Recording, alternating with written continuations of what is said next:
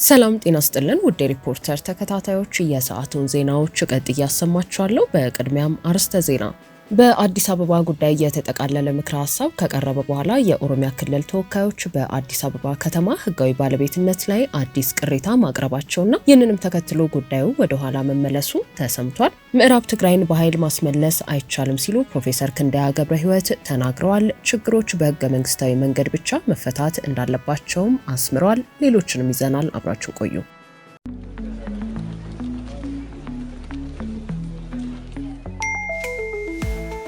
ለሰራተኞች ደሞዝና ተጨማሪ ክፍያዎችን ለመፈጸም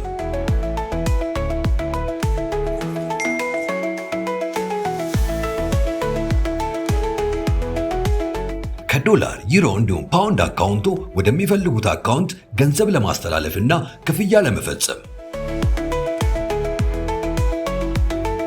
የረጅም ጊዜ የባንክ ስቴትመንቶችን በቀላሉ ለማግኘት የበረራ ትኬትን ካሉበት ሆኖ ለመግዛት እንዲሁም ማረጋገጫ ደረሰኝን ለማግኘት በተጨማሪም የተለያዩ ድርጅቶች ክፍያዎች ለመፈጸም የኢትዮጵያ ንግድ ባንክን የኢንተርኔት ባንኪንግ አገልግሎት ሲመርጡ በየትኛውም ጊዜና ቦታ ፈጣን እንዲሁም ጥራት ያለው የኢንተርኔት ባንኪንግ አገልግሎት ለማግኘት ያስችላቸዋል። የኢትዮጵያ ንግድ ባንክ ሁሌም የሚተማመኑበት ባንክ።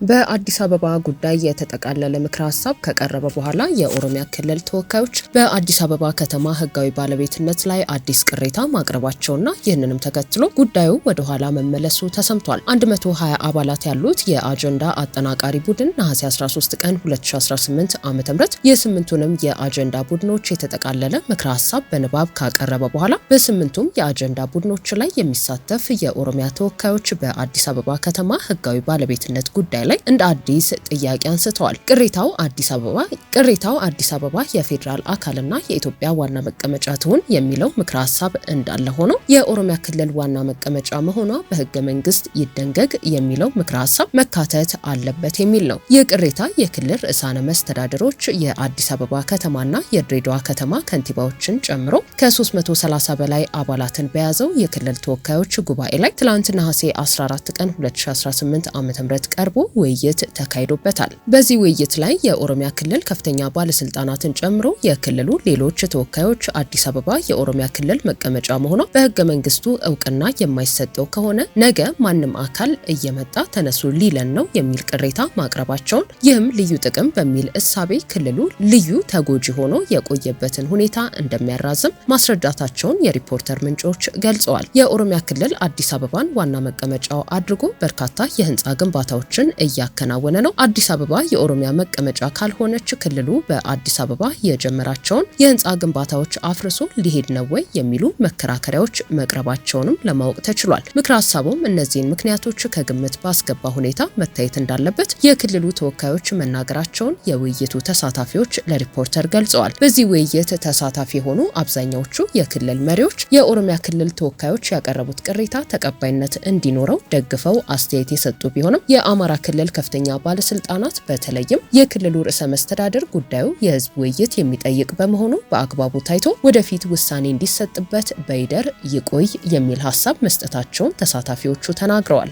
በጉባኤው ስምምነት ላይ ያልተደረሰባቸው ሀሳቦች ለሀገር ከሚኖራቸው ጥቅም አኳያ አደራጅቶ ለውሳኔ ሰጪው አካል የሚያቀርበው የኢትዮጵያ ሀገራዊ ምክክር ኮሚሽን በክልል ምክር ቤት ጉባኤ ከግራም ከቀኙም የተሰጡ አስተያየቶችን በማዳመጥ ምላሽ ለመስጠት መቸገሩን በመግለጽና የተጠቃለለ ውሳኔ ላይ ለመድረስ ይረዳው ዘንድ አዲስ ኮሚቴ እንዲዋቀር ጥያቄ ማቅረቡን ተሳታፊዎቹ ለሪፖርተር ገልጸዋል። በዚህም 12ቱ ክልሎች እያንዳንዳቸው አንድ፣ ሁለቱ ከተማ አስተዳደሮች እያንዳንዳቸው አንድ፣ ከፖለቲካ ፓርቲዎች የጋራ ምክር ቤት 3፣ ከተለያዩ የሃይማኖት ተቋማት 5፣ ሴቶችን ጨምሮ ከሀገር ሽማግሌዎች 6፣ ከትግራይ ክልል 3፣ ከመምህራን ማህበር 1፣ ከከፍተኛ ትምህርት ተቋማትና ምሁራን 2 እና ሌሎች ባለድርሻ አካላት የተካተቱበት አዲስ ኮሚቴ እንዲዋቀር መደረጉ ታውቋል። ይህ ኮሚቴ በአዲስ አበባ ጉዳይ የኦሮሚያ ክልል ያቀረበውን ቅሬታ በተመለከተ መክሮ የመጨረሻ ምክረ ሀሳብ ነሐሴ 14 ቀን 2018 ዓ.ም ምሽት አዘጋጅቶ እንዲያጠናቀቅና ዛሬ ነሐሴ 15 ቀን 2018 ዓ.ም የደረሰበትን ውሳኔ እንዲያሳውቅ ኃላፊነት እንደተሰጠው ተነግሯል። በዚህ ምክንያት ለ4000 ተሳታፊ በይፋ ቀርቦ ይጸድቃል ተብሎ የነበረውን የሀገራዊ ሀገራዊ ምክክር ጉባኤ ምክረ ሀሳብ ለተጨማሪ 2 ቀን እንዲራዘም አድርጎታል። የአማራ ክልልን ወክለው የመጡ ተመካካሪዎች በ500ዎቹ መግባባት ላይ ተደርሶባቸዋል ተብሎ በ120 አጀንዳ አጣጣሚዎች ለ8 ቡድኖች የቀረቡ ምክረ ሀሳቦች ሳያዙ ቀርተው የጉባኤው ሂደት ወደ ኋላ የሚመለስ ከሆነ የኮሚሽኑ የአሰራር ስርዓትን ያልተከተለ ስለሚሆን እንደማይቀበሉት በመግለጽ ለኮሚሽኑ ቅሬታ አቅርበዋል። ቅሬታውን የሰማው ሀገራዊ ምክክር ኮሚሽን በ500 የስራ ቡድን ደረጃ በአማራጭነት ቀርበው መግባባት ላይ ከተደረሰባቸው ውጪ የሚጨመር የተለየ ውሳኔ አይኖርም የሚል ምላሽ እንደሰጣቸው ሪፖርተር አረጋግጧል። ሐምሌ 8 ቀን 2018 ዓ.ም የተጀመረውን ሀገራዊ የምክክር ጉባኤ ወቅታዊ ሁኔታን አስመልክቶ ነሐሴ 13 ቀን 2018 ዓ.ም መግለጫ የሰጡት የኮሚሽኑ ምክትል ዋና ኮሚሽነር ሂሩት ገብረስላሴ 120ዎቹ አጀንዳ አጠናቃሪዎች ከ8ቱ ቡድኖች የሚሰጡትን የመጨረሻ ግብአቶችና አስተያየቶችን በማካተት የመጨረሻውን ሰነድ ነሐሴ 14 ቀን 2018 ዓ.ም ለ4000 ተሳታፊዎች እንደሚቀርቡና እንደሚጸድቅ መግለጻቸው ይታወሳል። ነገር ግን የኦሮሚያ ክልል ተወካዮች ያቀረቡት ቅሬታ ተጨማሪ ጊዜ በመውሰዱ ሳይጸድቅ ቀርቷል። በፌዴራል ከተሞች አጀንዳ ስር በስፋት ሲያከራክር የቆየው የአዲስ አበባ ከተማ ህጋዊ ባለቤትነት ጉዳይ አዲስ አበባ ከተማ የፌዴራል መንግስት አካል ሆና ራሷን በራሷ እንድታስተዳድር የሚለው አንደኛው ምክረ ሀሳብ ነበር። የኦሮሚያ ክልል ከአዲስ አበባ የሚያገኘው ልዩ ጥቅም የሚለው አገላለጽ ቀርቶ የጋራ ጥቅም በሚል እንዲስተካከል የሚለው ሌላኛው ምክረ ሀሳብ እንደነበረ አይዘነጋም። አዲስ አበባ የኦሮሚያ ክልል መቀመጫ መሆኗን በተመለከተ ደግሞ 2 ምክረ ሀሳቦች ተቀምጠዋል። በዚህም ሁሉም ክልሎች የራሳቸውን ርዕሰ ከተማ መምረጥ እንዲችሉ በህገ መንግስት ይደንገግ የሚለው አንደኛው ምክረ ሀሳብ ሲሆን በህገ መንግስቱ አንቀጽ 49 ንዑስ አንቀጽ 5 አዲስ አበባ የኦሮሚያ ክልል መቀመጫ ከመሆኗ ጋር ተያይዞ በከተማዋና በክልሉ መካከል ያለው ግንኙነት በህግ ይደንገግ የሚለው ሌላኛው መሆኑ ይታወሳል። ምዕራብ ትግራይን በኃይል ማስመለስ አይቻልም ሲሉ ፕሮፌሰር ክንደያ ገብረ ህይወት ተናገሩ። የወሰን ውዝግቦችን በህገ መንግስታዊ መንገድ ብቻ መፍታት እንደሚገባም ገልጸዋል። የቀድሞው የህወሓት ማዕከላዊ ኮሚቴ አባልና በአሁኑ ወቅት የትምህርት ሚኒስትር ዴኤታና አማካሪው ፕሮፌሰር ክንደያ ገብረ ህይወት ከጦርነቱ በፊት በትግራይ ክልል አስተዳደር ስር የነበረውና በአሁኑ ወቅት በአማራ ክልል አስተዳደር ስር ያለውን ምዕራብ ትግራይ ተብሎ የሚጠራው አካባቢ በኃይል ማስመለስ እንደማይቻል ተናግረዋል። ፕሮፌሰር ክንደያ ይህን ያሉ የሰላምና ለውጥ ምክር ቤት የውይይት መድረክ ላይ ሲሆን በንግግራቸውም ከፕሪቶሪያው የሰላም ስምምነት በኋላም ቢሆን የተፈጠሩት ተደጋጋሚ ግጭቶችና አለመግባባቶች የትግራይን ህዝብ የበለጠ እንግልት ውስጥ ከመክተት ባለፈ ምንም አይነት ዘላቂ መፍትሄ እንዳላመጡ ጠቁመዋል። በአሁኑ ወቅት በኃይል ማስመለስ ቢቻል እንኳን በኃይል ማቆየት ይቻላል ወይ ሲሉም ጠይቀዋል። ከዚሁ ጋር ተያይዞ በፕሪቶሪያው የሰላም ስምምነት ላይ የተካተቱትን ነጥቦች ያነሱት ፕሮፌሰር ክንደያ የስምምነቱ ዋና ዓላማ የታጠቁ ኃይሎችን በመፍታትና ይዞታዎችን ወደ ነበሩበት በመመለስ ህገ መንግስታዊ ስርዓቱን ማስከበር መሆኑን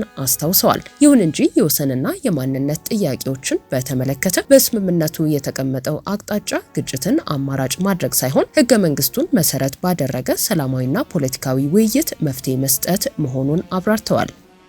ከዚህ ምዕራብ ትግራይ በጉልበት ከተምልሶ ትኽእል ሃዋህው ለኸስ ተዝምለስኻ በጉልበት ክጸንዕ ይኽእል ካወፅ አካል ማለት የለኝ። ስለዚህ አነ ተዋና ከዚ ታይ ንግበር እዩ ምክንያት እዚ ኢናት ናይ ምዃን ንምግባርስ ልማል ካይናት ንገብር ግብአና እዩ። አነ ቦቲ ህዝቢ ዝገብረሎ ቃልሲ ሓደ ነገር እዩ። ናብ መጀመርያ ግን ልባዕልና ንርኢ። ሚኒስትር ዴኤታው አክለውም በአሁኑ ወቅት በትግራይ ክልል ያለውን ውስብስብ ችግር ለመፍታትና ዘላቂ ሰላምን ለማረጋገጥ በክልሉ ያለውን ወቅታዊ ውጥረት ለማቃለልና የፖለቲካ አስተሳሰብ ለውጥ ለማምጣት የተደራጁ የሲቪክ ማህበራትና የህዝብ እንቅስቃሴዎች ሚና ተጠናክሮ መቀጠል እንዳለበት ከፌዴራል መንግስት እንዲሁም ከዓለም አቀፍ ማህበረሰብ ጋር በተደራጀና በሰለጠነ መንገድ የፖለቲካና የዲፕሎማሲ ውይይቶችን በማድረግ በችግር ውስጥ የሚገኙ ተፈናቃዮችን ወደ ቀደመ ቀያቸው የመመለስ ስራ ትኩረት ሊሰጠው እንደሚገባ ተናግረዋል። ኃይልን መጠቀም ከዚህ ቀደምም ከፍተኛ ውድመትና የሰው ህይወትን ገብረንበታል ያሉት ፕሮፌሰር ክንደያ ከዚህ በኋላ በሚደረጉ የፖለቲካ እንቅስቃሴዎች ሰላማዊና ህግን የተከተሉ አማራጮችን ብቻ መጠቀም እንደሚገባ አጽንኦት ሰጥተው ተናግረዋል። በራያ አላማጣ ቤት ለቤት ፍተሻና አስገድዶ የመሰወር እንቅስቃሴ ተባብሶ መቀጠሉን የአካባቢው ነዋሪዎች ገለጹ።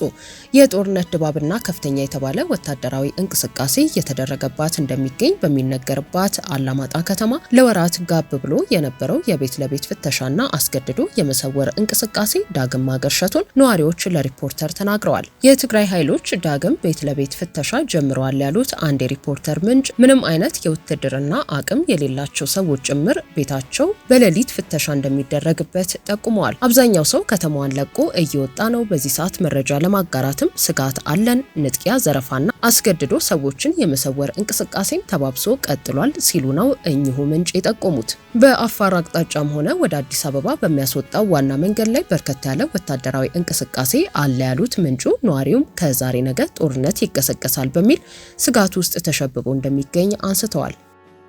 ሌሊት ተቋማዊ በሆነ መንገድ ታጣቂዎች የስፔል ታጣቂዎች ዩኒፎርም ለብሰው መሳሪያ ይዘው ቤቶቹን ያንኳኳሉ። ቤቶቹን በማንኳኳት ያው ግለሰቦች ምንድነው ምናምን ሲሏቸው አይ ጥቆማ ደርሶን ነው እና ቤታችሁን ፈትሽ ነው በማለት ኖርማሊ ህጋዊ መስለው ህገወጥ ስራ የዝርፊያዎችን ያካሄዱ ነው ያሉት። ገብተው ሞባይሎችን ይቀማሉ፣ ወርቅና ብር ምናምን ካለ ይወስዳሉ፣ ልብስ ይወስዳሉ፣ ብዙ ነገር ያደርጋሉ። እና ህዝቡ ትንሽ ጸጥታው ላይ በጣም የስርቆት ዝርፊያው ላይ በጣም ተማሮ ነው ያለው። ከሁሉ በላይ ግን በየቀኑ የሚያዩት የታጣቂ እንቅስቃሴ ወደ ሁሉም አቅጣጫ ወደ ደጋውም ወደ ታች ወደ ቆላውም ወደ አፋር አቅጣጫም ወደ ሁሉም የሚንቀሳቀሰው የታጣቂ ቁጥር ብዛትና የመሳሪያ ቁጥር ብዛት ጦርነት ይቀሰቀስብናል የሚል ስጋት አላቸው። ዳግም ጦርነት ይቀሰቀሳል በሚል ስጋት አላማጣ ከተማን ጨምሮ ከ6 የራያ ወረዳዎች የተፈናቀሉ በሺዎች የሚቆጠሩ ዜጎች በአማራ ክልል ሰሜን ወሎ ዞን ቆቦ ከተማ ውስጥ በጊዜያዊ መጠለያዎች ውስጥ ይገኛሉ። እነዚሁ ነዋሪዎች ነገ የተሻለ ሰላም በአካባቢው ይመጣል የሚል ተስፋ ስላለን ነው እንጂ አሁን ያለንበት ሁኔታ በእጅጉ አስከፊ ነው ሲሉ በተደጋጋሚ መግለጻቸው ይታወሳል። ውድ ሪፖርተር ተከታታዮች የሰዓቱ ዜናዎቻችን እነዚህ ነበሩ። ስላደመጣችሁን ከልብ እናመሰግናለን።